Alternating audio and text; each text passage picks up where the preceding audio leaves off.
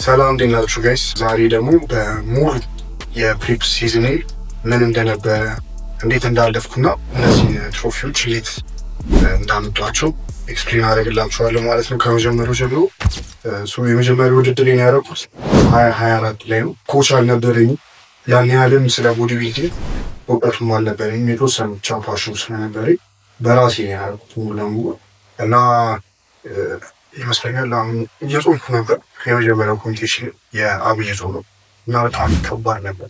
በጣም እና ይከብዳል እንጂ ከጾም ጋር ይሄዳል። ምንም እንትን የለውም። አንዳንድ ሰው ፋስት እያደረጋችሁ ቦዲ ቢልዲንግን ልታስቀጥሉት አትችሉም የሚሏችሁ ሰዎች አሉ። እርግጥ ነው በጣም ከባድ ነው፣ ግን ማስኬድ ትችላላችሁ። ግን ፈርዘር ላትሄዱበት ትችላላችሁ። ለምሳሌ እንደኔ ተስፋ ቆርጣችሁ ሙሉ ለሙሉ ጾም ታበሉታላችሁ ማለት ነው። እና የመጀመሪያ ኮምፒቲሽን ላይ ሳይዝ ትንሽ አጥቼ ነበር። ምክንያቱም ኦፍ ሲዝን ላይ በደንብ ስላልሰራሁኝ ትሬኒንግ ስትራቴጂ በጣም ሽት ነበር። ምግቤም እንደዛው ትራክ አላደረገውም ነበር። ለዛ ነው አንደኛ ኦፍ ሲዝን ላይ ሰርታችሁ ያላመጣችሁትን መሰል ማስ ሲባርጋችሁ ሪክ ላይ ማስቀጠል ስለማትችሉ ማለት ነው። እሱ ላይ ትንሽ ሚስ አድርጌ ነበር፣ ግን እንደ እግዚአብሔር ፍቃዱ ነው ኮንዲሽኒንግ አሪፍ ነበረ። ሁለተኛው ወጥተናል እሱ ኮምፒቲሽን ላይ። ለኔክስት 2025 ደግሞ ራሴን ከ6 ወር ከ5 ወር ጀምሮ ፕሬፔን በስነ ስርዓት እንትን በማለት ጓደኞችም ነበሩ። ናትናኤል ካወቃችሁት ኮች ነበር፣ ላስት ይር እሱ ነበር ኮች ያደረገኝ። አሪፍ ኮንዲሽን እና መስል ማስም ደግሞ በየር ስለምትጨምሩ በየአመቱ የተወሰነ መስል ማስ ትጨምራላችሁ። እሱ ናቹራሊ ማለት ነው። በአሪፍ መስል ማስ አዳርጌ ነበር። አሪፍ የሆነ ሳይዝ ነበረኝ። ኮንዲሽንን በጣም ቤስት ነበር እና በላይት ዌት ካታጎሪ የሚስተር አዲስ አበባ ዲቪዥን ላይ ሁለተኛ ነጡት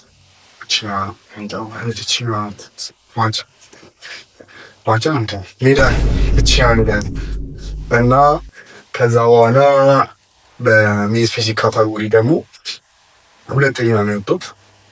በዚህ ዓመት ሁለተኛ እንዳርሰም ሚዚዮን አንቀር የኛም ታሪክ ይቀየራል እና አንደኛ እንወጣል። ቀጣይ በወርቅ እንገናኛለን በዚህ አጋጣሚ እና እሱኛውን ኮምፒቲሽን ላይ ሁለተኛ ነው የወጡት። በዚህ ዓመት ለሚደረገው ኮምፒቲሽን ራሴን ሬዲ እያደረኩ ውስጥ አንድ ዓመት ሙሉ በደንብ ጊዜ ሰጥቼው ብዙ ነገሮችን ትራክ እያደረኩኝ አሁን ያለበት ስቴጅ ላይ ደርሻለሁ ማለት ነው። እና እንደ እግዚአብሔር ፍቃድ አሪፍ የሆነ ፓኬጅ እንገባለን ብዬ አስባለሁ። በጣም ከባድ ነው ፕሪፕ ዲሽ፣ በጣም ለእኔ ከባድ ነው። ፋይናንሻሊ ስፔሻሊ በጣም አልቻልኩም፣ በጣም ከብዶኛል። ግን እንደምን ታግለን ስቴጅ ላይ መውጣታችን አይቀርም፣ ግዴታ ነው። ከዚህ በኋላ ዩቲዩብ ላይ በየሳምንቱ ፖስት አደርግላችኋለሁ። የሾዴ ቪዲዮም ይኖረናል። ፕሬፓችንን በምን አይነት መንገድ እያሳለፍ እንደሆነም ደግሞ ፖስት አደርግላችኋለሁ። ሰብስክራይብ ማድረጋችሁ እንዳረሱ፣ ኮሜንት ላይ ደግሞ ኔክስት ምን እንደምሰራላችሁ ምናምን በመጻፍ ተባበሉ። እና ወዳችኋለሁ።